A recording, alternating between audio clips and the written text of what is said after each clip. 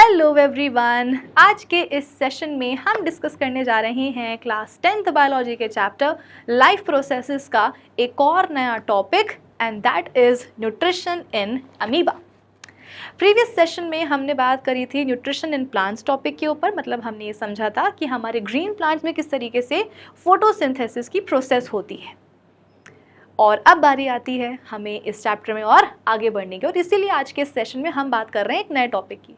वो नया टॉपिक कौन सा है? Nutrition in amoeba. मतलब आज के इस सेशन में हम ये समझने की कोशिश करेंगे कि हमारे अमीबा में कैसे होती है न्यूट्रिशन की प्रोसेस।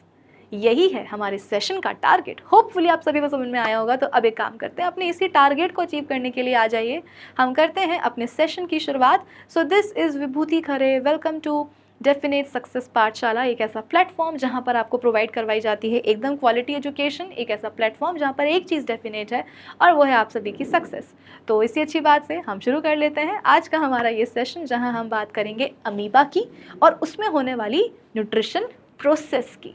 ओके, अब देखो ऐसा है कि जूनियर क्लासेस मतलब क्लास 9th में आप लोगों ने अमीबा के बारे में कुछ बेसिक पॉइंट्स तो पढ़े ही होंगे। जैसे कि अमीबा एक यूनिसेलुलर ऑर्गेनिज्म है, आप उसको एक सिंगल सेल्ड ऑर्गेनिज्म भी बोल सकते हो।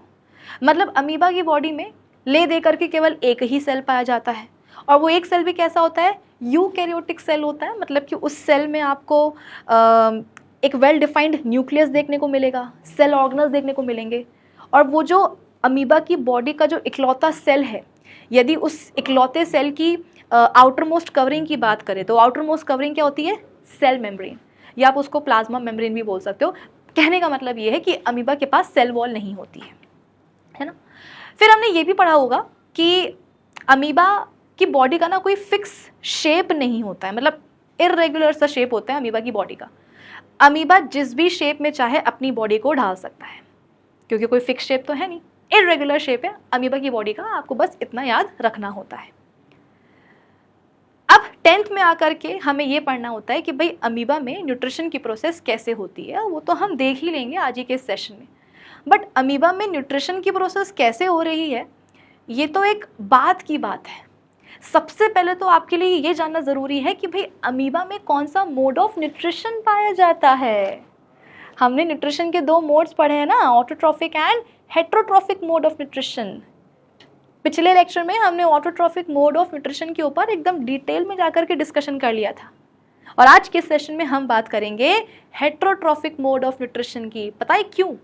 क्योंकि ये जो है ना अपना अमीबा, इसमें होती है हेटेरोट्रॉफिक मोड ऑफ न्यूट्रिशन। उसका भी कौन सा वाला type? Holozoic type of nutrition. Yes, 10th के लेवल पर आकर के आपको अमीबा के बारे में एक और नया पॉइंट पता चल गया कि भैया ये जो हमारा अमीबा है ना, इसमें होती है होलोजोइक टाइप ऑफ न्यूट्रिशन। ठीक है, अब अमीबा में न्यूट्रिशन की प्रोसेस एग्जैक्टली कैसे होगी ये हम पढ़ना शुरू करेंगे अभी से 5 से 10 मिनट के बाद। ऐसा क्यों मैम? फिर अभी हम क्या करेंगे?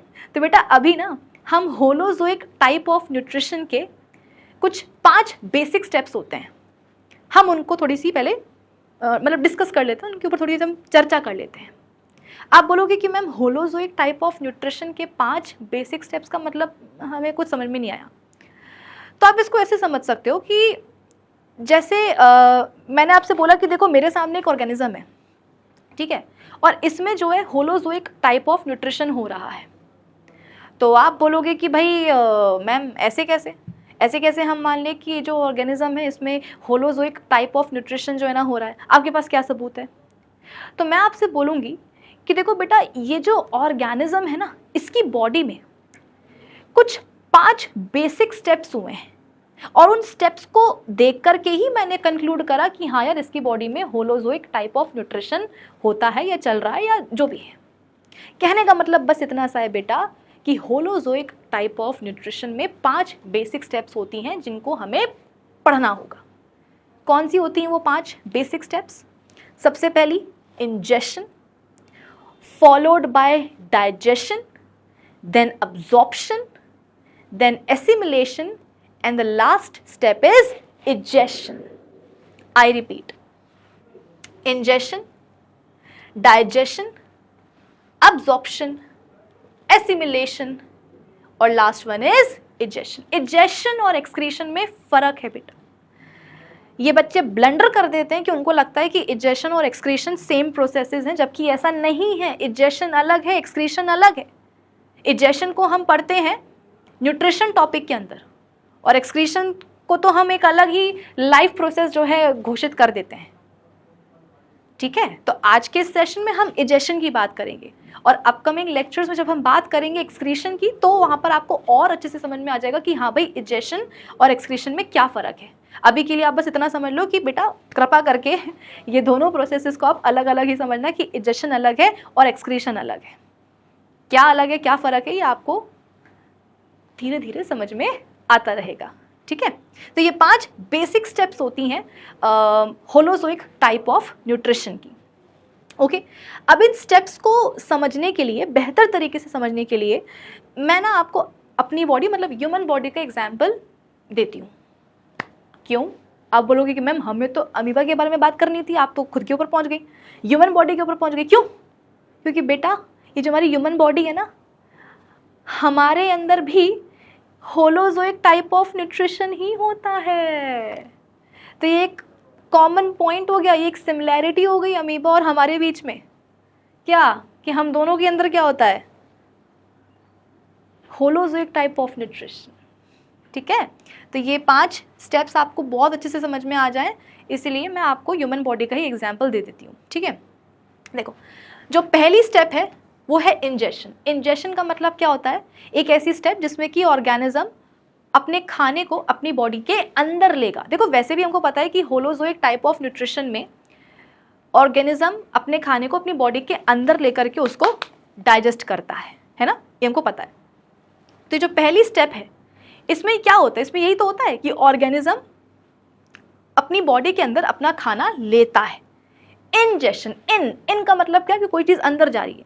क्या अंदर जा रही है? खाना अंदर जा रहा है। ठीक है, so taking in of the food, it's chewing या अब्जॉर्बिंग एंड देन स्वॉलोइंग। अब देखो अमीबा की जो बॉडी है बेटा वो तो एक यूनिसेलुलर बॉडी है, ये ले दे करके एक ही सेल है ना। उस एक सेल के अंदर यदि खाना आ जाएगा, मेरी बात को ध्यान से समझते जाना, यदि अमीबा की बॉडी में जो उसका इकलौता सेल है उस सेल के अंदर यदि खाना आ जाएगा तो हम बोलेंगे कि देखो क्या हुआ, इंजेशन की प्रोसेस हो गई। लेकिन हम कौन है? हम तो मल्टी सेलुलर ऑर्गेनिजम्स हैं, हमारी बॉडी में तो अलग अलग सेल्स हैं, टिश्यूज हैं, ऑर्गन्स हैं, ऑर्गन सिस्टम्स हैं। तो हम जब अपनी बॉडी के अंदर खाना लेते हैं उसके बाद में कुछ एडिशनल स्टेप्स भी होती हैं, जैसे कि हम खाने को च्यू करते हैं। जैसे कि आपने एक बाइट ली है रोटी की, तो रोटी का जो आपने एक निवाला खाया है बेटा वो बड़ा होता है ना, वो सीधे पेट में तो नहीं चला जाएगा। सबसे पहले हम उसको अपने दांतों से क्या करते हैं, छोटे छोटे बाइट्स मतलब पार्टिकल्स में तोड़ते हैं। सलाइवरी ग्लैंड्स ना ऐसे फिस फिस करके सलाइवा निकालती हैं, उस सलाइवा से जो खाना है वो मिक्स होता है तो एक सॉफ्ट मास बन जाता है। फिर उस सॉफ्ट मास को हम क्या करते हैं, स्वॉलो करते हैं। वो मास जाएगा हमारी ईसोफेगस में, ईसोफेगस से कहाँ जाएगा, स्टमक में जाएगा। ठीक है, तो ये जो आगे की जो चीज़ें लिख रही है ना कि it's chewing and absorbing and swallowing, तो ये बेटा ये हमारे ऊपर लागू होता है ना। अगर हम एक कॉमन देखें कि हाँ व्हाट इज़ इंजेशन, तो आप बोलोगे कि एक ऐसी स्टेप जिसमें कि फूड को ऑर्गेनिज्म अपनी बॉडी के अंदर लेगा, दैट्स इट। ठीक है, चलो फिर उसके बाद में आती है next step digestion. What is digestion बेटा? तो डाइजेशन का मतलब ये होता है कि एक ऐसी स्टेप या एक ऐसी प्रोसेस जिसमें कि फूड को तोड़ा जाता है सिंपलर फॉर्म्स में। क्योंकि देखो हम जो खाना खाते हैं, अपन ने ये चीज़ पहले भी डिस्कस करी कि हम जो खाना खाते हैं उसमें कार्ब्स भी हैं, प्रोटीन्स भी हैं, फैट्स भी हैं, है ना, विटामिन्स हैं, मिनरल्स हैं, पानी है, फाइबर से सब कुछ है। ये सारे फूड कंपोनेंट्स होते हैं हमारे खाने में। तो डाइजेशन की स्टेप में होता क्या है कि हम जो खाना खा रहे हैं, ऑर्गेनिज्म जो खाने को अपनी बॉडी के अंदर ले रहा है, उस खाने को तोड़ना सिंपलर फॉर्म्स में। या आप इसको ऐसे भी समझ सकते हो कि डाइजेशन एक ऐसी स्टेप है होलोजोइक टाइप ऑफ न्यूट्रिशन की जिसमें कि खाने में, फूड में जो कॉम्प्लेक्स सब्सटेंसेस होते हैं उनको सिंपलर एंड स्मॉलर फॉर्म्स में तोड़ा जाता है। ठीक है, so conversion of complex food into simpler and absorbable forms with the help of digestive enzymes. ये जो टूटना चल रहा है ना, ये जो ब्रेकडाउन चल रहा है कॉम्प्लेक्स सब्सटेंसेस का सिंपलर एंड सॉल्युबल फॉर्म्स में, वो कैसे हो रहा है? किसी ना किसी की तो बेटा मदद लेनी पड़ेगी ना। किसकी मदद ली जाती है? तो डाइजेस्टिव एंजाइम्स की मदद ली जाती है। अभी जब हम अपने, मेरे ख्याल से अगले ही लेक्चर से, मतलब अगले से अगले है ना लेक्चर में, जब हम बात करेंगे ह्यूमन बींग्स में कि किस तरीके से होती है डाइजेशन की प्रोसेस, तो आपको पता चलेगा कि हमारी बॉडी में बेटा फॉर डाइजेशन पर्पस कितने सारे एंजाइम्स आते हैं। कार्ब्स को डाइजेस्ट करने वाले एंजाइम्स अलग, प्रोटीन्स को करने वाले अलग, फैट्स को करने वाले अलग, मतलब बहुत सारे डाइजेस्टिव एंजाइम्स होते हैं। तो यहाँ पर आप की वर्ड इसको आप बोल सकते हो कि ये क्या हो जाएगा, की वर्ड हो जाएगा कि जो डाइजेशन की प्रक्रिया चल रही है वो चल रही है with the help of digestive enzymes. होता क्या है डाइजेशन में, ये सबको पता है कि जो कॉम्प्लेक्स सब्सटेंसेज हैं फूड के, उनको सिंपलर एंड स्मॉलर मॉलिक्यूल्स में तोड़ा जाता है, पर कैसे? तो डाइजेस्टिव एंजाइम्स की मदद से। ठीक है, फिर उसके बाद में होता है अब्जॉर्प्शन। अब इस अब्जॉर्प्शन को समझाने के लिए ना यहाँ पर मुझे एक छोटा सा डायग्राम बनाना पड़ेगा, तब जाकर के आप अब्जॉर्प्शन को ठीक से समझ पाओगे। ठीक है, तो यहाँ पर मैं ईसोफेगस से स्टार्ट कर रही हूँ। ठीक है, ये अपना स्टमक आ जाएगा, फिर यहाँ से अपनी स्मॉल इंटेस्टाइन शुरू हो जाएगी लाइक दिस। ओके, और ये अपनी लार्ज इंटेस्टाइन हो गई है बेटा। ठीक है, इसको थोड़ा और ऐसे बनाएंगे।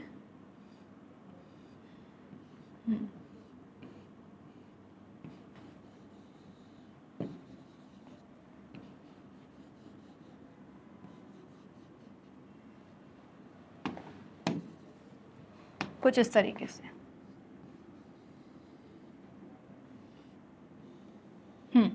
ये देखो, ये अभी ना मैंने बहुत ही बेसिक बनाया है क्योंकि मुझे सिर्फ आपको क्या करना है, अब्जॉर्प्शन और एसिमिलेशन की स्टेप्स जो हैं वो मुझे आपको समझानी है। ठीक है, ये हो गया अपना ईसोफेगस, ये हो गया अपना स्टमक, ये जो आपको दिख रही है कॉइल्ड ट्यूब, ये है अपनी स्मॉल इंटेस्टाइन, ये वाली। ठीक है, और ये वाली जो है, ये वाली, रुको मैं इसको थोड़ा सा हाईलाइट कर देती हूँ। ये है बेटा अपनी स्मॉल इंटेस्टाइन। ठीक है, और ये स्मॉल इंटेस्टाइन ही आगे जाके खुलती है लार्ज इंटेस्टाइन में। तो ये जो ब्लू वाली है, ये है आपकी लार्ज इंटेस्टाइन। ठीक है, ये देखो, ये क्या है पता, ये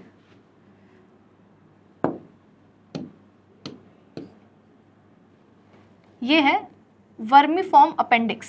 कई लोगों को आपने बोलते हुए सुना होगा ना कि हमारी अपेंडिक्स की सर्जरी हुई है, अपेंडिक्स ही काट के जो है ना निकाल फेंका, तो ये वही है वर्मीफॉर्म अपेंडिक्स। ये यहाँ पर खाने का बेटा कोई भी डाइजेशन नहीं होता है। कभी कभी क्या होता है, कुछ लोगों में खाना जो है यहाँ चला जाता है। अब यहाँ चला जाएगा तो क्या होगा, या तो यहाँ पर डाइजेस्टिव एंजाइम्स हो तो वो क्या हो जाए, खाना डाइजेस्ट हो जाए, लेकिन यहाँ पर कोई भी डाइजेस्टिव एंजाइम्स होते ही नहीं, यहाँ पर तो जगह ही नहीं है डाइजेशन की। तो खाना अगर यहाँ पर गलती से आ गया ना, तो फिर क्या होता है, खाना यहाँ पर आकर के सड़ता है। अब सड़ेगा तो क्या होगा, इन्फेक्शन तो होगा। तो बस वही होता है, फिर ज़ोर से पेट में दर्द, फिर डॉक्टर बोलते हैं कि एक काम करो यार, इसको निकलवा ही लो, है वैसे भी किसी काम का तो है नहीं, हटा दो इसको, हटा दो।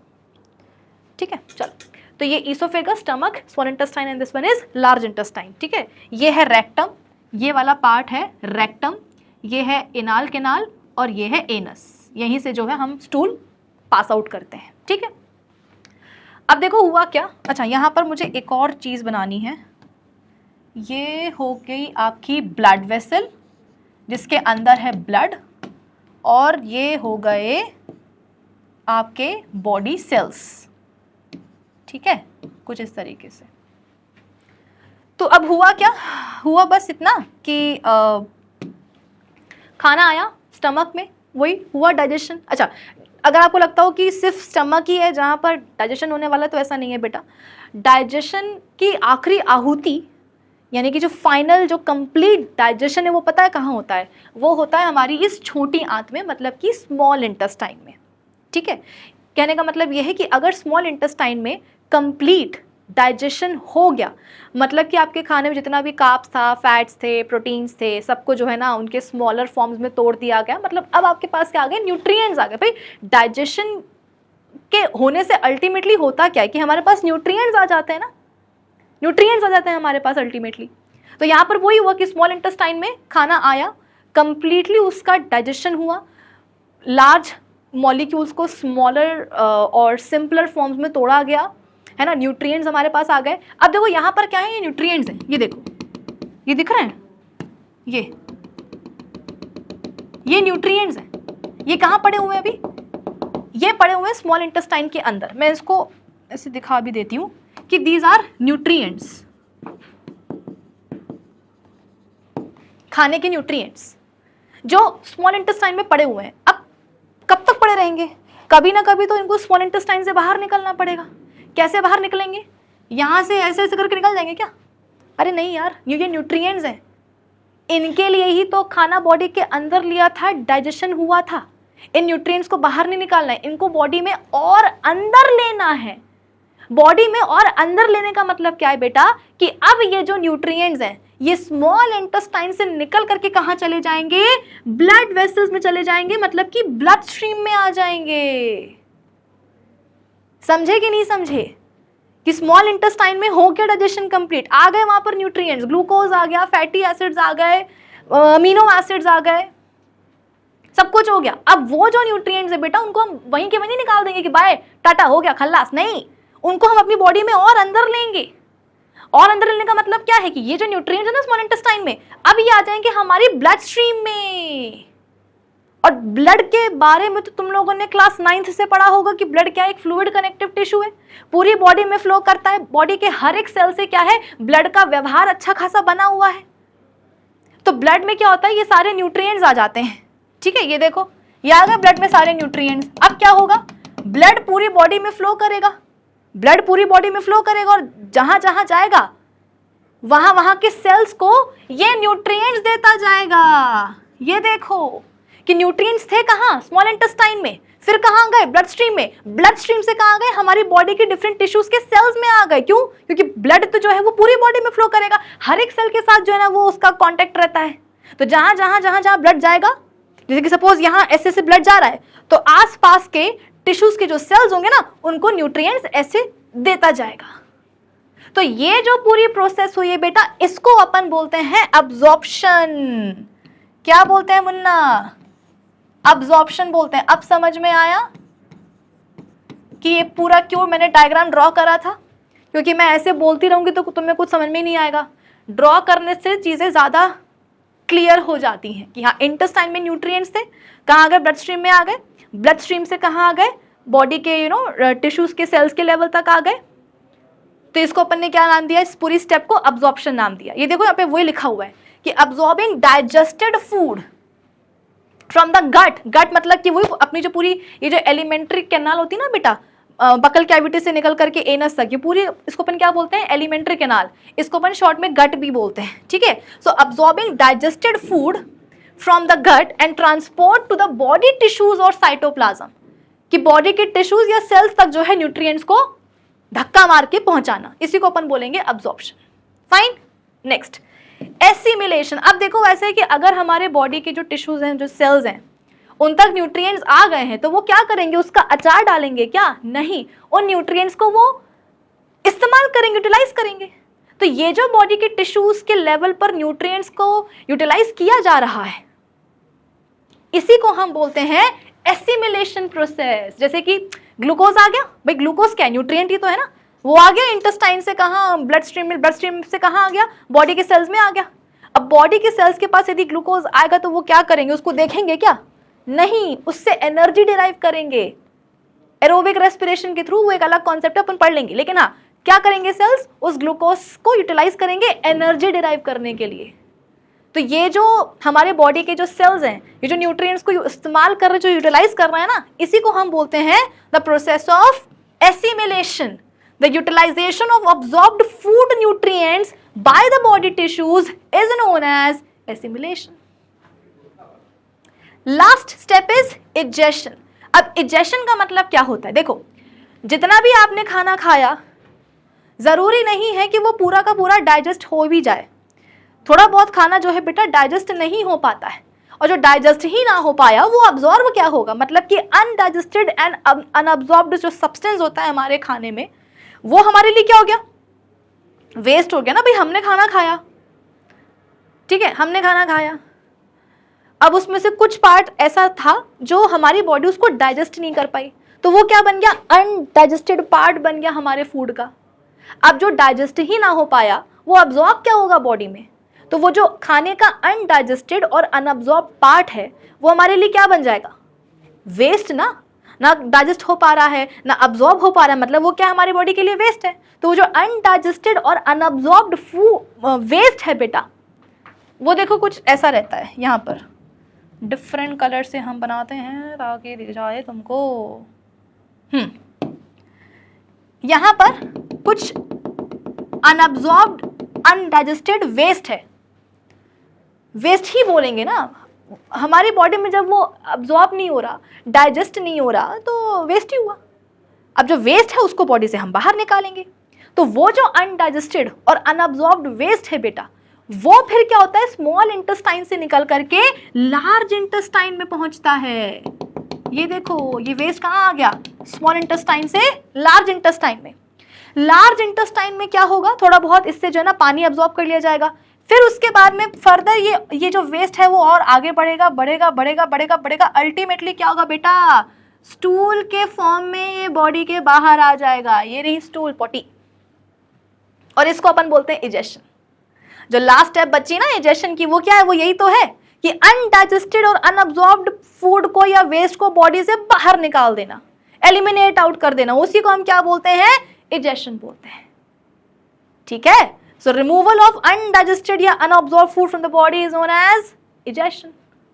तो ये होलोजोइक टाइप ऑफ न्यूट्रिशन की बेटा 5 स्टेप्स हो गई हैं, और मुझे लगता है कि इस डायग्राम से तुमको काफी क्लियर हो गया होगा कि ये 5 स्टेप्स क्या होती हैं, ingestion, digestion, absorption, assimilation and egestion, याद रख लेना। ओके, चलो अब हम आ जाते हैं अपने अमीबा के ऊपर। ये दिख रहा है तुमको, यही है अमीबा, यूनिसेलुलर है बेटा, और ये माइक्रोस्कोपिक भी होता है, मतलब तुमको ऐसे दिखेगा नहीं कि अरे देखो पानी के पास देखो अमीबा है, नहीं दिखेगा नहीं, माइक्रोस्कोप का इस्तेमाल करना पड़ेगा तभी तुमको नजर आएगा, बहुत ही छोटू सा होता है ये, एक ही तो सेल यार बॉडी में है, उस पर तुम क्या, उस पर जो है ना बिल्कुल तुले हुए होगी, हाँ अमीबा जो है ना हमें नेकेड आई से दिखना चाहिए, अरे नहीं दिखता यार, छोटा सा होता है। ओके, और जैसा कि मैंने आपसे कहा था कि इसकी जो बॉडी में जो इकलौता सेल होता है वो कैसा होता है, यूकैरियोटिक सेल होता है। ठीक है, कहीं तो लिखा होगा यहाँ पे, तो यूनिसेलुलर तो लिखा है, यूकैरियोटिक नहीं लिखा है, चलो कोई बात नहीं, मैं लिख देती हूँ। यूनिसेलुलर प्रोटोजोआन है, और सेल कैसा है, यूकैरियोटिक है, न्यूक्लियस मिलेगा, सेल ऑर्गेनल्स मिलेंगे, आउटर मोस्ट मेम्ब्रेन क्या होगी, सेल मेम्ब्रेन होगी। ठीक है, सेल वॉल नहीं होती है बेटा, अगर सेल वॉल तुमने 9th में पढ़ा होगा ना, प्लांट सेल के पास क्या होती है, सेल वॉल होती है, और सेल वॉल कैसी होती है, रिजिड होती है, और अगर किसी सेल के पास सेल वॉल है तो वो क्या करेगी, सेल को एक डेफिनेट शेप दे देगी ना, एक डेफिनेट आकार दे देगी, क्योंकि सेल वॉल कैसी होती है, रिजिड होती है, वो नहीं होती है फ्लेक्सिबल, वो रिजिड होती है। तो जिस भी सेल के बाहर सेल वॉल होगी वो क्या करेगी, उस सेल को एक डेफिनेट शेप दे देगी। लेकिन अमीबा तो बोलता है कि नहीं भैया नहीं, माफ करो, मेरे को नहीं चाहिए डेफिनेट शेप, मेरे को तो इर्रेगुलर शेप ही चाहिए। क्यों, क्योंकि इस इर्रेगुलर शेप के कारण ही अमीबा चल पाता है और अपने खाने को कैप्चर कर पाता है। आप बोलोगे कि मैम इर्रेगुलर शेप के कारण लोकोमोशन शो करना और खाने को कैप्चर करना, ये कुछ पल्ले नहीं पड़ा, अभी पड़ेगा। अभी बस इतना समझ लो कि हाँ, सेल वॉल नहीं होगी, आउटर मोस्ट कवरिंग क्या होगी, सिर्फ सेल मेम्ब्रेन होगी। ठीक है, अब देखो यहां पर हुआ क्या, मान लो तुम्हारा ये अमीबा है, आई होप ये तुमको कलर दिख रहा हो, थोड़ा सा मोटा भले कर देती हूँ मैं, लाइक दिस। ठीक है, ये क्या है, तुम्हारा अमीबा है, प्यारा सा अमीबा, क्यूट सा। ठीक है, यहां पर है इसका खाना, ये रहा इसका खाना।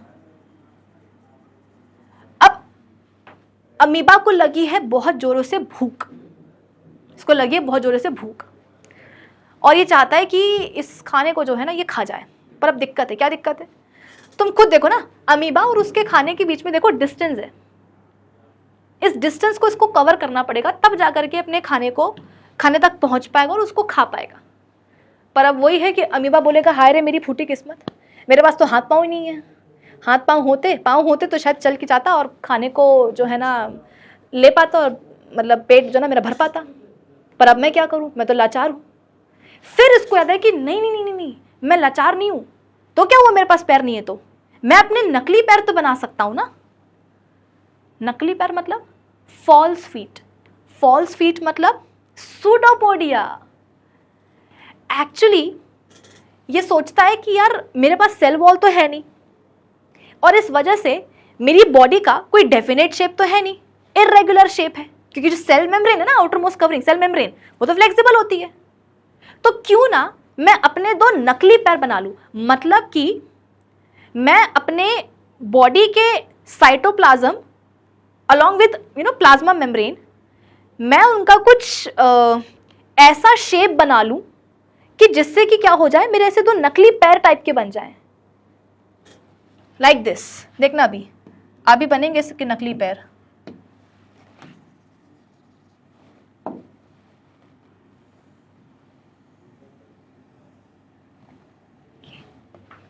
दिखे नकली पैर। इन नकली पैरों को ही हम क्या बोलते हैं बेटा अंग्रेजी में, फॉल्स फीट। पैर मतलब फीट, और साइंस में नकली को अपन फॉल्स बोलते हैं, ठीक है। तो ये बन गए इसके फॉल्स फीट, जिनको आप स्यूडोपोडिया भी बोलते हो। क्यों बोलते हैं? क्योंकि पोडिया का मतलब ही होता है फीट, और स्यूडो का मतलब ही होता है फॉल्स, जो सच ना हो। सच ना हो का मतलब क्या? ये कसमें खा करके झूठ बोलता है क्या? नहीं। फॉल्स या नकली होने का मतलब क्या है बेटा? टेम्परेरी होना। मतलब यहां पर जिसने अपने ऐसे सूडोपोडिया बनाए हैं ना, ये परमानेंट नहीं बनाए भाई। इर्रेगुलर शेप होने का यही तो मतलब होता है कि इस समय अमीबा का शेप ऐसा है, अगले मिनट इसका शेप ऐसा हो जाएगा, फिर इसका शेप ऐसा हो जाएगा अगले टाइम पर, फिर अगले मिनट में इसका शेप जो ना दोबारा से ऐसा हो जाएगा। मतलब इर्रेगुलर शेप ना, कैसा भी शेप हो सकता है, कुछ भी हो जाएगा। क्या मतलब है? जैसे कि स्लाइम नहीं होती, स्लाइम तुम लोगों ने स्लाइम से खेला होगा, हर मिनट जो है उसका शेप चेंज होता है स्लाइम का। Amoeba is just like that, ठीक है। तो आप बोल सकते हो कि यहाँ पर जो इसने अपने नकली पैर बनाए हैं ना बेटा, वो टेम्परेरी हैं, वो टेम्परेरी प्रोजेक्शंस हैं उसके सेल के या उसके साइटोप्लाज्म के। परमानेंट नहीं अमीबा का शेप ऐसा हो गया है, टेम्परेरी जो है उसने ऐसे अपने अपना सेल या अपने साइटोप्लाज्म की जो है ना ऐसे प्रोजेक्शंस बस ऐसे बाहर निकाले हैं। क्यों? ताकि इन टेम्परेरी साइटोप्लाज्मिक प्रोजेक्शंस के थ्रू ये अपने खाने तक पहुंच पाए, मतलब लोकोमोशन शो कर पाए और उसको कैप्चर कर पाए। बात तो वही थी ना कि खाना था, पर इसके पास पहुंचे कैसे? तो इसने बोला कि मैं अपने नकली पैर बनाऊंगा, मतलब कि फॉल्स फीट, मतलब कि सूडोपोडिया, मतलब कि टेम्परेरी प्रोजेक्शंस ऑफ सेल या cytoplasm. Temporary projections of cell या साइटोप्लाज्म। अब देखो, ये बन गए इसके नकली पैर, फॉल्स फीट बन गए ना, सूडोपोडिया। अब देखो ये अपने खाने तक पहुंचेगा कैसे? इसको मैं रख दूं 2 मिनट। हाँ, ये देखो, ये एक नकली पैर, ये दूसरा नकली पैर, वो सामने खाना है। सपोज मैं कहूँ अमीबा हूं, तो मैं कैसे पहुंचूंगी? ऐसे। मतलब भाई नकली पैर बनाए हैं ना, तो पैरों की ही मदद से ही आगे बढ़ेगा। ऐसे ऐसे ऐसे ऐसे, ठीक है। तो लोकोमोशन में हेल्प कर दी किसने? इसके नकली पैरों ने, सूडोपोडिया ने, ठीक है। अब देखो हुआ क्या, ना सिर्फ ये नकली पैर उसको लोकोमोट करने में मदद करेंगे, बल्कि खाने को अपने कैप्चर करने में भी मदद करेंगे। कैसे? अब हमें वो सीखना है। तो इसको मैं यहाँ पर ऐसे लिख देती हूँ कि ये हो जाएगा लोकोमोशन, है ना। अमीबा अपने खाने तक पहुंच जाएगा। अब हमें करना है क्या? फूड को कैप्चर, हमें नहीं मतलब अमीबा को। अब वो कैसे करेगा? यहाँ देखो, जैसे कि ये अमीबा है और ये इसका खाना है, तो खाने के पास ये पहुंच तो गया है, लेकिन अब पता है ये क्या करेगा? अब अपनी ये खाने को घेरेगा, घेरना शुरू करेगा। कैसे? अपनी नकली पैरों की मदद से। जैसे कि मैं ऐसे पहुंच गई हूं, ऐसे ऐसे ऐसे करके। अब देखो यहाँ पर क्या है, इमेजिन करो, यहाँ पर क्या है? खाना है अमीबा का। मैं कौन हूँ? अमीबा। मैं ऐसे नकली पैरों से, फॉल्स फीट की मदद से क्या हुआ है, मैं अपने खाने के पास पहुंच गई हूँ। अब मैं क्या करूंगी? अपने इन सूडोपोडिया की ही हेल्प से मैं अपने खाने को ऐसे घेरूंगी, ऐसे घेरूंगी, ठीक है, अभी मैं इसकी और बनाती हूँ स्टेप्स तो आपको और क्लियर हो जाएगा। ये देखो किस तरीके से जो अमीबा है वो अपने खाने को घेरेगा। अरे तो पूरा ही मिट गया। घेरेगा, ये देखो, ये देखो, पहले खाना यहाँ था और देखो अभी अपने सूडोपोडिया की मदद से देखो अपने खाने को ऐसे घेर रहा है। अभी और घेरेगा, देखना अभी और घेरेगा।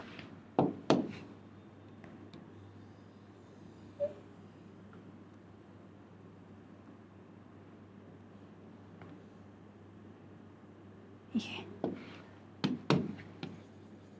दिखा, पहले खाना यहाँ था, अब देखो क्या कर रहे हैं सूडोपोडिया, ऐसे ऐसे करके सूडोपोडिया इसके खाने को कैप्चर कर रहे हैं। ये देखो ऐसे ट्रैप कर रहे हैं।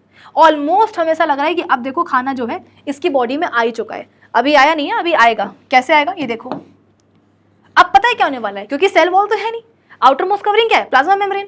तो अब पता है क्या होने वाला है, अब क्योंकि ऑलमोस्ट ये जो खाना है ये अमीबा ने कैप्चर कर ही लिया है, तो अब इन दोनों ही सूडोपोडिया, यहाँ पर नहीं, ये सूडोपोडिया उतना अच्छा बना नहीं है, लेट मी फिक्स इट।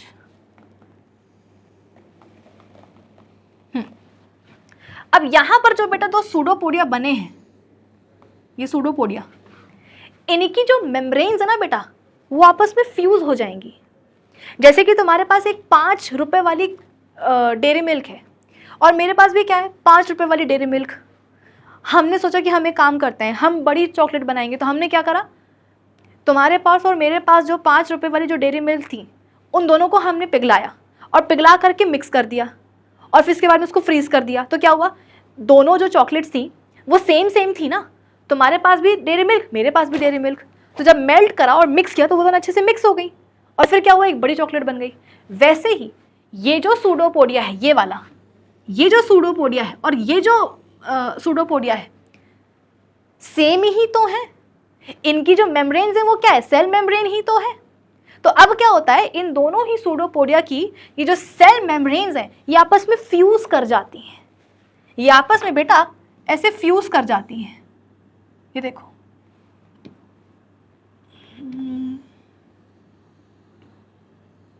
कुछ इस तरीके से।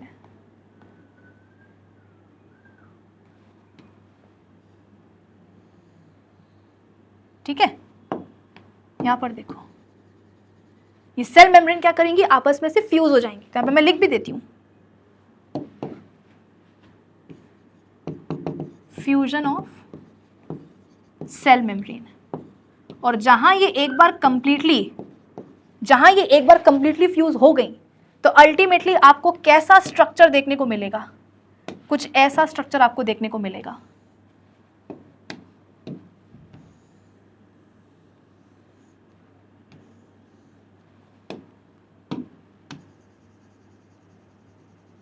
ये देखो सबसे पहले क्या हुआ, हाँ, सबसे पहले अमीबा अपने नकली पैर बनाया, मतलब वही टेम्परेरी, इसने अपने साइटोप्लाज्म के या सेल के जो है प्रोजेक्शंस निकाले, उनके थ्रू ये लोकोमोट करा और ये अपने खाने तक पहुंचा।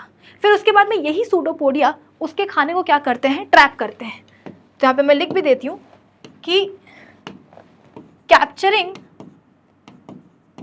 ऑफ फूड थ्रू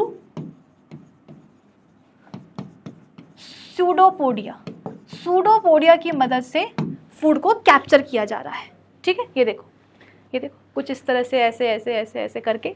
अब जब फाइनली जो आप बोल सकते हो कि जो सूडोपोडिया हैं, ठीक है, जो उनकी मेम्ब्रेन्स होती हैं वो आपस में फ्यूज कर जाती हैं कि ऐसे सूडोपोडिया बने हुए हैं। अब ये क्या करेंगे, धीरे धीरे खाने को कैप्चर करेंगे। अल्टीमेटली क्या होगा, दोनों ही सूडोपोडिया की जो मेम्ब्रेन्स है वो आपस में ऐसे फ्यूज हो जाएंगी। तो क्या होगा, अल्टीमेटली आपको कुछ ऐसा नज़ारा देखने को मिलेगा कि अब हम बोल सकते हैं कि फाइनली जो खाना है वो अमीबा की बॉडी के अंदर आ चुका है। अमीबा की बॉडी के अंदर कहाँ आया है, ये आपको एक बैग लाइक स्ट्रक्चर देखने को मिल रहा होगा। ये एक बैग लाइक स्ट्रक्चर आपको देखने को मिल रहा होगा अमीबा की बॉडी के अंदर, जिसके अंदर क्या है, अमीबा का खाना है। तो बेटा ये बैग लाइक स्ट्रक्चर को हम बोलते हैं वैक्यूल, यानी कि अमीबा की बॉडी में खाना आ तो गया लेकिन वो कहाँ है, एक वैक्यूल के अंदर, एक डब्बे में पैक हो गया है। उस डब्बे को अपन क्या बोलते हैं, वैक्यूल। और क्योंकि उस डब्बे में क्या है, खाना है, तो इसीलिए उस वैक्यूल को हम क्या बोलेंगे, फूड वैक्यूल। तो हम बोलेंगे कि देखो कुछ इस तरीके से फूड वैक्यूल बन जाता है और उसके अंदर क्या होता है, अमीबा का खाना आकर के बैठ जाता है। ठीक है, इतना समझ में आ गया। अब फाइनली क्या हुआ, इंजेक्शन की प्रोसेस हुई। बेटा ये तो सिर्फ क्या हुआ है, इंजेक्शन की प्रोसेस हुई। यहां पर मैं लिख देती हूं कि दिस इज पूरा इंजेक्शन। ये पूरा मेहनत क्यों हुई है, खाने को बॉडी के अंदर लाने के लिए, दैट इज इंजेक्शन की स्टेप। अब यहाँ पर चूइंग या आप बोल सकते हो कि कुछ और तो होगा नहीं, स्वॉलोइंग तो होगी नहीं। क्यों, अरे एक ही तो सेल है, उसके पास कहाँ जो है ना बकल कैविटी है, कि दांत है, कि चूइंग हो रही है, टंग है, कि सलाइवरी ग्लैंड्स है, कि सलाइवा के मिक्स हो रहा है, कि जो है ना ईसोफेगस है कि वो निगलेगा खाना। यहाँ पर वो सब नहीं होगा, बस क्या होगा, खाने को बॉडी के अंदर ले लिया गया है with the help of these pseudopodia. कि इन्होंने क्या करा, खाने को ऐसे घेरने में मदद करी, फिर अल्टीमेटली क्या हुआ, दोनों ही सूडोपोडिया की जो मेम्ब्रेन्स है वो आपस में आकर के फ्यूज हो गई। तो इससे हुआ क्या, खाना अमीबा की बॉडी के अंदर आ गया, कहाँ, फूड वैक्यूल के अंदर। ठीक है, यानी कि होगी क्या, इंजेक्शन की स्टेप, पहली स्टेप। अब क्या होगा नेक्स्ट, डाइजेशन। तो डाइजेशन कैसे होगा, हमने अभी अभी देखा था कि विद द हेल्प ऑफ, कहाँ गया, डाइजेस्टिव एंजाइम्स। तो अब आप बोलोगे कि मैम अमीबा के पास कहाँ से आ जाएंगे डाइजेस्टिव एंजाइम्स। तो याद करो 9th क्लास में आप लोगों ने फर्स्ट चैप्टर में लाइसोसोम्स के बारे में बात करी होगी। ये लाइसोसोम्स क्या होते हैं बेटा, ये बेसिकली मेम्ब्रेन बाउंड वेसिकल्स होते हैं, डब्बे होते हैं जिनमें कि डाइजेस्टिव एंजाइम्स भरे होते हैं। तो ये जो अपना अमीबा है ना, ये जो अपना अमीबा है, इसके पास बेटा बहुत सारे वो होते हैं, क्या बोलते हैं, लाइसोसोम्स। ठीक है ना, ये लाइक दिस बहुत सारे होते हैं लाइसोसोम्स, कमी थोड़ी ना होती है किसी चीज की।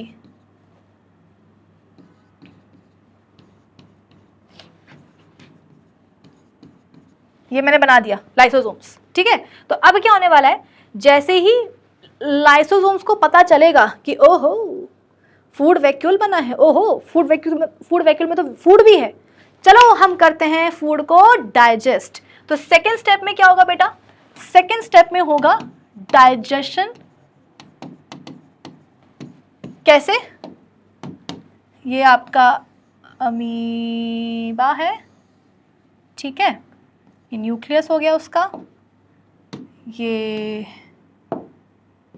फूड वैक्यूल हो गया, उसके अंदर का खाना हो गया, और फिर आ गए कौन, डाइजेस्टिव एंजाइम्स। मतलब वो नॉट डाइजेस्टिव एंजाइम्स, अब आ गए कौन, लाइसोसोम्स। ये देखो ये आ गए लाइसोसोम्स।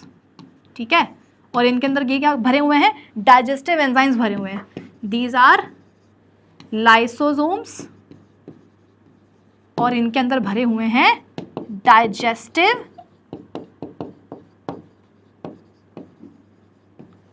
एंजाइम्स। ठीक है, तो अरे भाई क्या हो रहा है, जैसे ही इन लाइसोसोम्स को पता चलता है कि अरे भैया खाना आया है, फूड वैक्यूल बना है, चलो चलते हैं अटैक करने के लिए, तो ये सब के सब आ जाते हैं और आकर के फूड वैक्यूल को घेर लेते हैं। यहां पर भी वही होगा कि फूड वैक्यूल और ये जो लाइसोसोम है, इनकी जो मेम्ब्रेन है वो आपस में क्या होगा बेटा, फ्यूज कर जाएगी, ये लाइक दिस। ठीक है ना, मतलब हुआ ये कि जैसे ही फूड वैक्यूल बना तो जो लाइसोसोम्स थे वो आकर के फूड वैक्यूल के ऊपर अटैच हो जाते हैं। ठीक है, और फिर फूड वैक्यूल और इनकी जो मेम्ब्रेन है वो आपस में फ्यूज हो जाती है।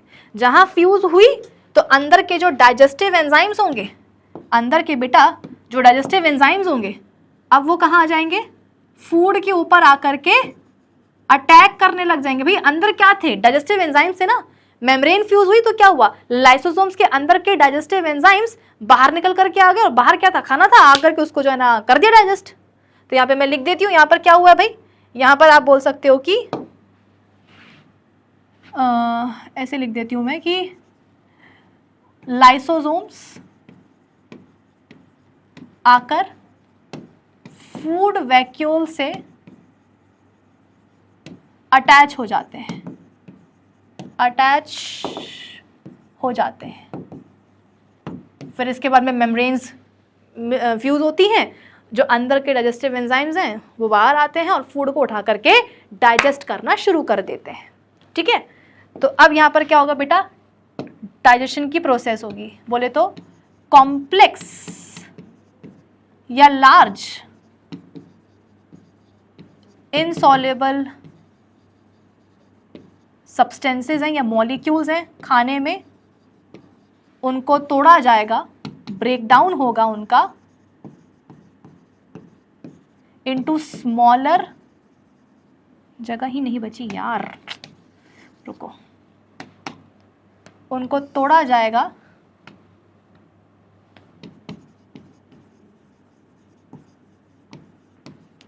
स्मॉलर एंड सिंपलर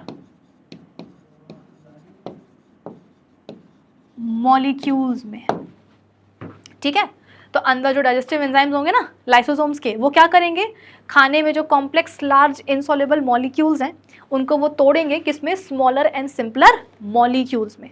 ठीक है, ये हो गई क्या, डाइजेशन की प्रोसेस कंप्लीट। अब हम बात करते हैं अपनी थर्ड स्टेप की, दैट इज अब्जॉर्प्शन।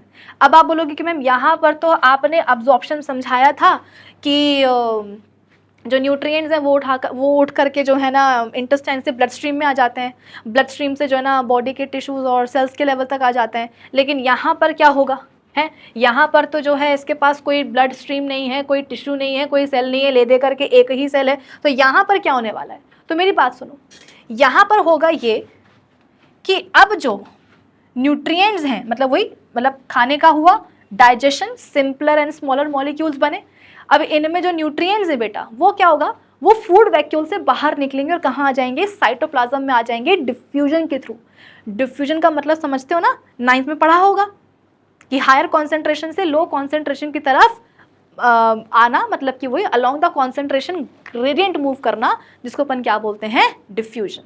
ठीक है, तो देखो यहाँ पर मैं ड्रॉ करके आपको बता देती हूँ कि ये है आपका अमीबा, ठीक है, ये है उसका फूड वैक्यूल, और अब यहाँ पर आ चुके हैं न्यूट्रिएंट्स, मतलब वही सिंपलर स्मॉलर मॉलिक्यूल्स हैं, उनमें न्यूट्रिएंट्स छुपे हुए हैं, और साथ में ये भी मैंने कुछ बना दिया है। अब आप बोलोगे कि मैम ये क्या है, बेटा ये अनडाइजेस्टेड स्टफ़ है।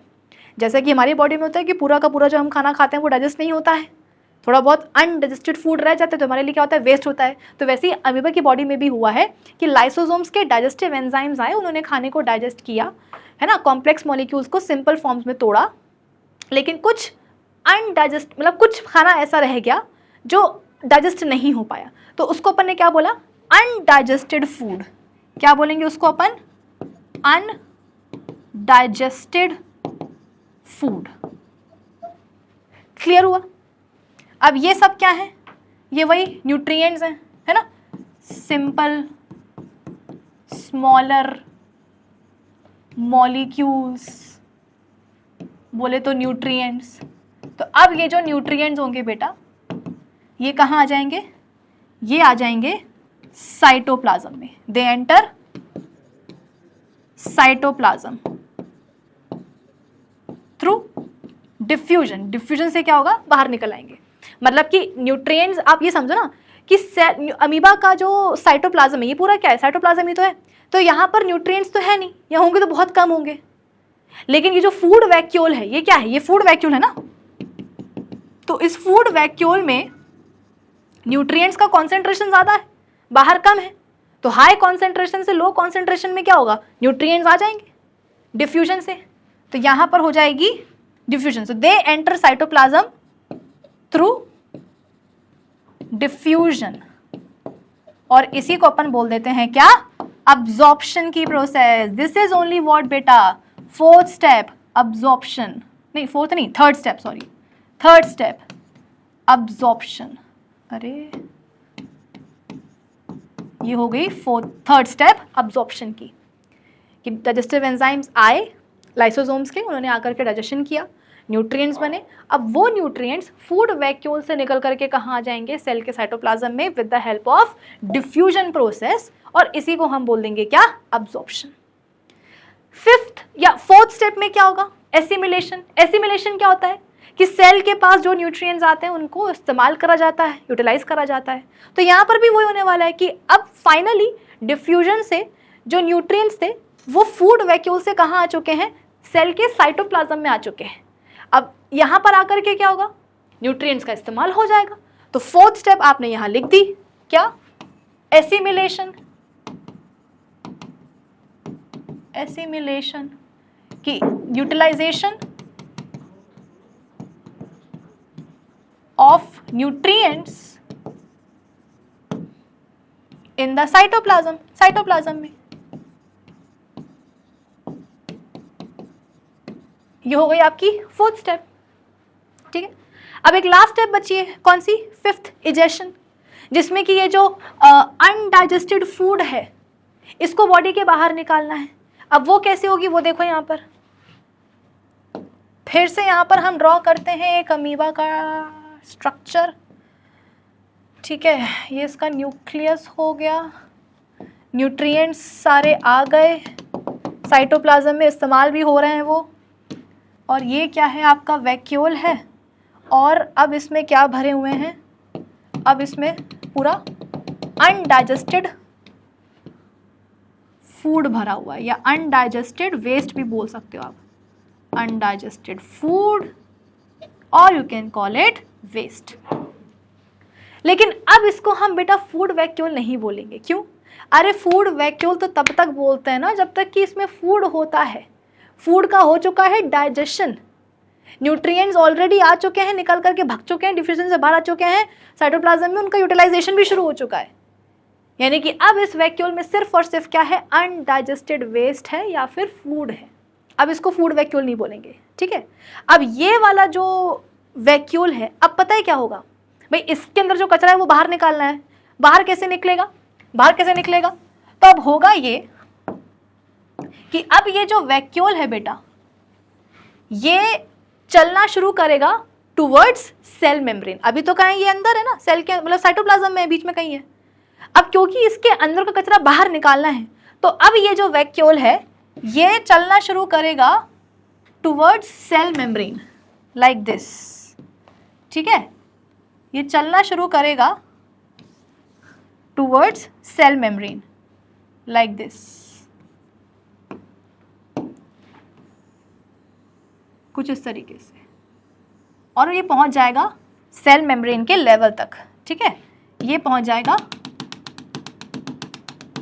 सेल मेम्ब्रेन के लेवल तक। अब आप बोलोगे कि चलो ठीक है, मान लिया कि जो वैक्यूल है ये वेस्ट को कैरी करके कहाँ पहुंचा, सेल मेम्ब्रेन के पास पहुंचा। लेकिन सेल मेम्ब्रेन के पास पहुंच करके क्या होगा? अब होगा ये कि वही, अब वैक्यूल और सेल मेम्ब्रेन की जो मतलब वैक्यूल की मेम्ब्रेन और सेल मेम्ब्रेन जो है वो आपस में फ्यूज कर जाएंगे, ठीक है। ये आपस में बेटा ऐसे फ्यूज कर जाएंगे, जिसके कारण क्या होगा, जितना भी ये कचरा कूड़ा है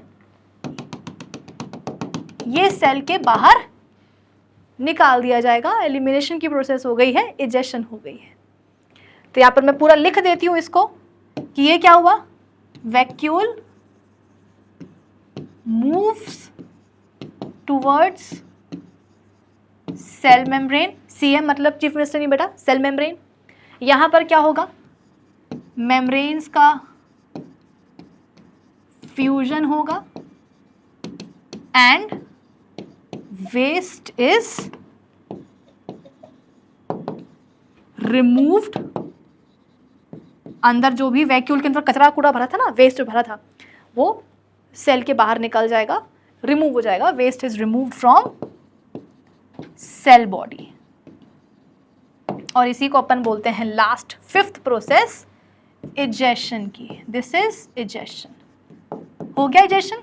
तो तरीका समझ में आ गया इजेशन का, कि जो वैक्यूल था जिसमें कि वेस्ट था वो मूव करता है सेल मेम्ब्रेन की तरफ, फिर सेल मेम्ब्रेन और वैक्यूल की जो मेम्ब्रेन है वो आपस में फ्यूज हो जाती है, और अंदर का जो भी वेस्ट होता है फिर वो बॉडी के बाहर रिमूव कर दिया जाता है, और इसी को हम बोलते हैं इजेशन। फाइन। तो ये पांचों स्टेप्स हमने पढ़ ली हैं। इंजेशन कि किस तरीके से अमीबा ने अपने नकली पैर बनाए, बोले तो फॉल्स फीट मतलब कि सूडोपोडिया। ये टेम्परेरी प्रोजेक्शंस होते हैं सेल या साइटोप्लाज्म के, ठीक है।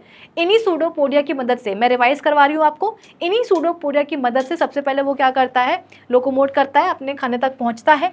फिर इसके बाद में यही जो सूडोपोडिया हैं वो उसको उसके खाने को कैप्चर करने में भी मदद करते हैं। कुछ इस तरीके से कैप्चर करेंगे सूडोपोडिया। देखो मतलब अमीबा का जो सूडोपोडिया है वो अमीबा के खाने को देखो कुछ इस तरीके से कैप्चर करेंगे। अल्टीमेटली क्या होगा, दोनों ही सूडोपोडिया की जो मेम्ब्रेन्स है वो आपस में फ्यूज कर जाएंगी, तो जो खाना है वो फाइनली अमीबा की बॉडी के अंदर आ जाएगा। कहाँ? फूड वैक्यूल के अंदर। इसको अपन बोलते हैं इंजेशन की प्रोसेस। और बेटा ये जो पूरी टेक्निकल प्रोसेस हुई है ना, सूडोपोडिया आकर के घेर रहे हैं और ये सब हो रहा है, इसको अपन बोलते हैं फेगोसाइटोसिस। आप बोलोगे कि मैम इंजेशन बोले या फेगोसाइटोसिस बोले? बेटा इंजेशन तो एक स्टेप है होलोजोइक न्यूट्रिशन का, कि ऑर्गेनिज्म अपना खाना अपनी बॉडी के अंदर ले रहा है, वो तो एक स्टेप हो गई। जो प्रोसेस हुई है यहाँ पर खाने को घेरने की और मेम्ब्रेन को फ्यूज करने की, इसको अपन बोलते हैं फेगोसाइटोसिस। तो फेगोसाइटोसिस बोलते हैं। द प्रोसेस इज नोन, यहाँ पे मैं लिख देती हूँ, the process is known as phagocytosis. ठीक है, फिर उसके बाद में क्या होगा? फिर उसके बाद में लाइसोसोम्स होते हैं साइटोप्लाज्म में, जिसके अंदर डाइजेस्टिव एंजाइम्स भरे होते हैं, वो आकर के जो है चिपक जाएंगे फूड वैक्यूल के ऊपर। ठीक है, फिर क्या होगा? इनकी भी मेम्ब्रेन फ्यूज कर जाएंगे, तो लाइसोसोम्स के जो डाइजेस्टिव एंजाइम्स होंगे वो फूड के ऊपर आकर के अटैक कर देंगे, शुरू कर देंगे digestion. Complex and large molecules को वो तोड़ेंगे, किसमें? स्मॉलर एंड सिंपलर मॉलिक्यूल्स में, मतलब कि वही न्यूट्रिएंट्स बन जाएंगे। फिर न्यूट्रिएंट्स क्या होंगे? डिफ्यूजन की प्रोसेस से फूड वैक्यूल से निकल करके साइटोप्लाज्म में आ जाएंगे, जिसको अपन क्या बोलेंगे? अब्जॉर्प्शन की प्रोसेस। फिर वही यूटिलाइजेशन होगा न्यूट्रिएंट्स का एनर्जी वगैरह डिराइव करने के लिए, उसको अपन ने बोल दिया क्या? एसिमिलेशन। फिर लास्ट क्या हुआ? इजेशन, की जो वैक्यूल है जिसमें कि अनडाइजेस्टेड वेस्ट या फूड था वो जाएगा सेल मेम्ब्रेन के पास। फिर वहाँ से क्या होगा? खाने को जो वेस्ट है उसको बाहर बॉडी के रिमूव कर दिया जाएगा। ठीक है, अब फटाफट से आओ इसको हम रीड भी कर लेते हैं। Amoeba is an aquatic unicellular protozoan organism which lives at the bottom of the freshwater pools and streams or on submerged objects. Microscopic होता है. It normally occurs in water which has a lot of vegetation, decaying organic matter and bacteria. इसके पास कोई mouth नहीं होता, कोई fix shape नहीं होता ingestion of food का। ये एक बहुत ही मतलब बहुत ज़रूरी पॉइंट है। एक इसके ऊपर ना बढ़िया सा असर्शन रीजन टाइप क्वेश्चन बन जाता है कि अमीबा की बॉडी का कोई डेफिनेट शेप तो है नहीं, तो उसकी बॉडी में खाने को अंदर लेने का भी ना कोई फिक्स जगह नहीं है कि आप बोलोगे देखो अमीबा जो ना खाने को यहीं से ले सकता है बॉडी के अंदर। नहीं, वो यहाँ से भी ले सकता है, यहाँ से भी ले सकता है, यहाँ से भी ले सकता है, यहाँ से भी ले सकता है। वो अपनी बॉडी से एग्जैक्टली कहीं से भी क्या कर सकता है? खाने को अपनी बॉडी के अंदर ले सकता है। ठीक है, it feeds on microscopic animals जैसे कि bacteria, decaying food materials, microscopic plants, float on the water body. The mode of nutrition is holozoic and the process of obtaining food is called phagocytosis. जिस तरीके से उसने अपने खाने को capture किया है उसको अपन बोलते हैं phagocytosis. ओके, सो ये 5 स्टेप्स होती हैं। आ जाओ डिस्कस कर लेते सबसे पहले अपन इंजेशन को। It involves the taking in of the food. Amoeba engulfs microscopic food particles by forming pseudopodia around it. The pseudopodia are temporary processes which help in the locomotion and food capture. The food particles get surrounded by encircling pseudopodia which touch each other by their tips. कि pseudopodia की जो tips होती हैं वो एक दूसरे को क्या करेंगे? टच करेंगी, है ना। यहाँ पर भी देखो मैंने डायग्राम में बताया था आपको कि कुछ इस तरीके से देखो pseudopodia की जो टिप्स हैं वो आपस में टच कर रही हो, फिर क्या होगा? मेम्ब्रेन फ्यूज कर जाएंगी। ओके, फिर उसके बाद में एट दिस मोमेंट ये देखो कुछ इस तरीके से देखो, ये रियल इमेज है अमीबा के फेगोसाइटोसिस की। देखो सूडोपोडिया की जो मेम्ब्रेन्स है वो आपस में टच कर रही हैं।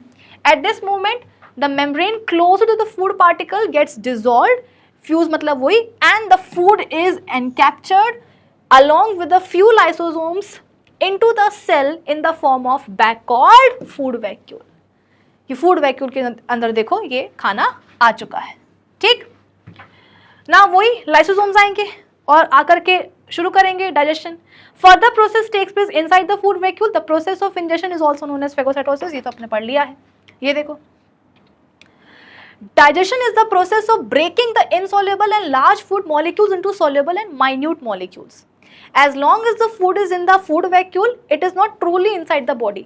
जब तक हम बोलेंगे कि खाना वैक्यूल के अंदर है, तब तक हम ये नहीं बोल सकते कि हाँ देखो खाना exactly उसकी बॉडी के अंदर ही है. It can be said to be actually within the body when it enters the cytoplasm. जब खाना या खाने के न्यूट्रिएंट्स साइटोप्लाज्म में आते हैं तभी हम बोलते हैं कि देखो खाना बॉडी के अंदर है. By passing through the membrane of the food vacuole.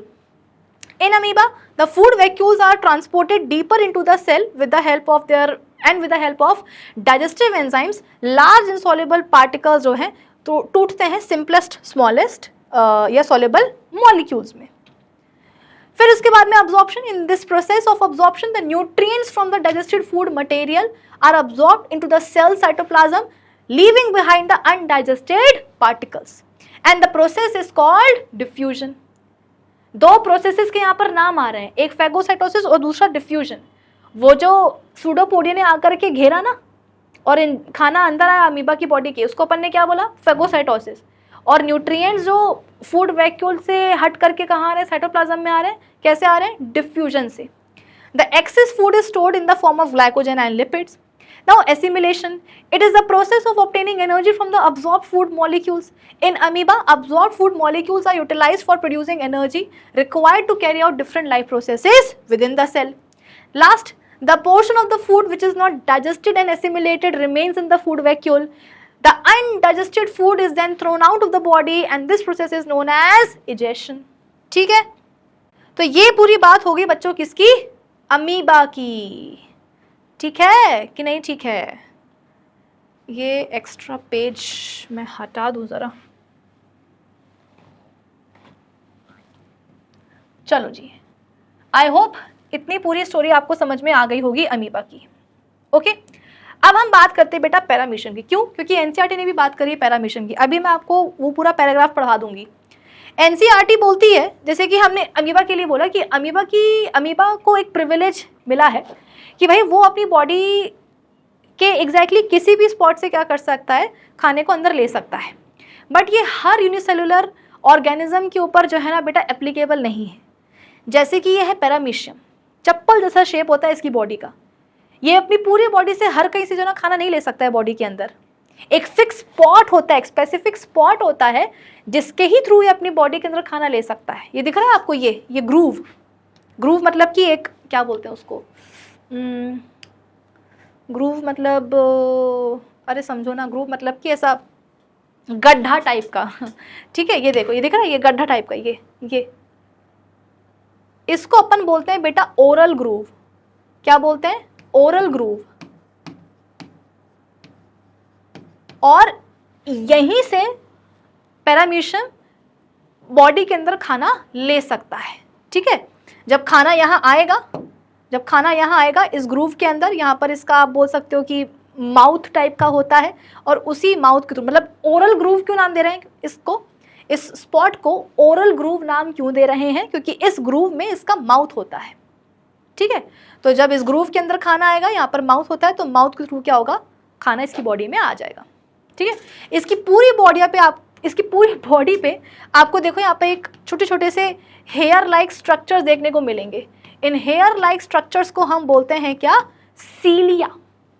और ये सीलिया क्या करते हैं, इसके खाने को ओरल ग्रूव तक, स्पेसिफिक स्पॉट तक लाने में मदद करते हैं. कैसे, जैसे कि मान लो कि ये क्या है, दोनों सीलिया है, मेरे हाथ क्या है, सीलिया है, और यहाँ पर क्या है, खाना है. सपोज ये सीलिया है और यहाँ पर क्या है, खाना है.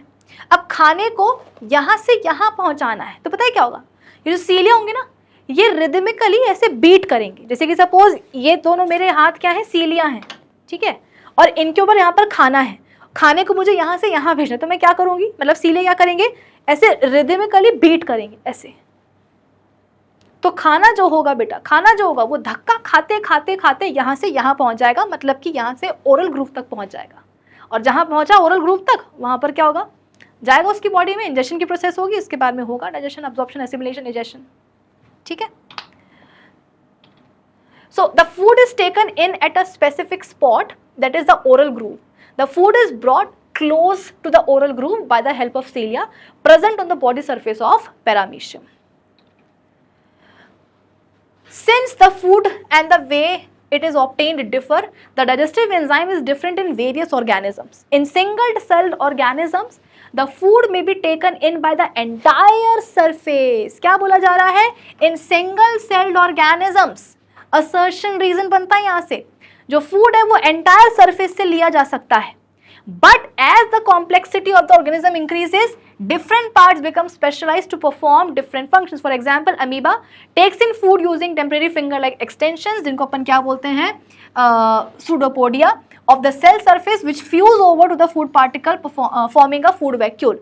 Inside the food vacuole, complex substances are broken down into simpler ones, which then diffuse into the cytoplasm.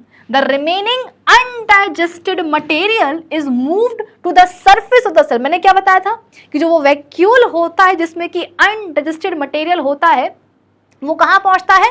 Cell surface पर, मतलब कि सेल मेम्ब्रेन के पास पहुंचता है. तो moved to the surface of the cell and then thrown out. In paramecium, which is also a unicellular organism, the cell has a definite shape and food is taken in at a specific spot. कि paramecium भी क्या है? देखो, पहले तो NCERT ने क्या बोला? पहले एनसीईआरटी ने बोलता है कि भाई in single cell organisms food जो है एंटायर बॉडी सरफेस से लिया जा सकता है बॉडी के अंदर. लेकिन फिर एनसीईआरटी अमीबा को एक्सप्लेन करते हुए बोलती है कि भैया देखो, पैरामीशियम भी क्या है? एक यूनिसेलुलर ऑर्गेनिज्म भी है. वो भी क्या है? एक यूनिसेलुलर ऑर्गेनिज्म ही है, बट स्टिल उसका एक डेफिनेट शेप है और वो खाने को सिर्फ अपने एक स्पेसिफिक स्पॉट से ही अंदर ले सकता है. Food is moved to this spot by the movement of cilia, which cover the entire surface of the cell. तो भाई आज की कहानी यहीं पर समाप्त होती है. आज अपन ने होलोजोइक टाइप ऑफ न्यूट्रिशन के स्टेप्स, अमीबा में कैसे होती है न्यूट्रिशन की प्रोसेस और पैरामीशियम में कैसे होती है न्यूट्रिशन की प्रोसेस, ये अपन ने पूरा डिस्कस कर लिया है. तो आज के सेशन के लिए बस इतना ही. अब हम मिलेंगे अपने अगले सेशन में. तब तक के लिए keep learning with definite success Pathshala. Bye bye, have a great day.